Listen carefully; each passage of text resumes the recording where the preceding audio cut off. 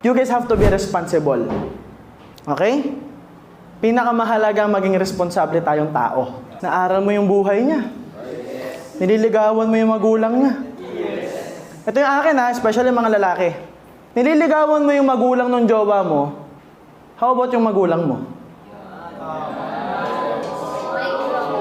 Nagigis niyo ako?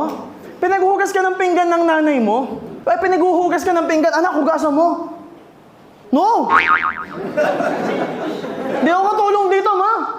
Pero pag nanay niya, ay, Baldo, hugasan mo naman. Sige po. Lalaki ka, baka pag umihi ka, hindi mo kayang i-shoot. Lumapit ka, pare, hindi mahaba. Janisins ka?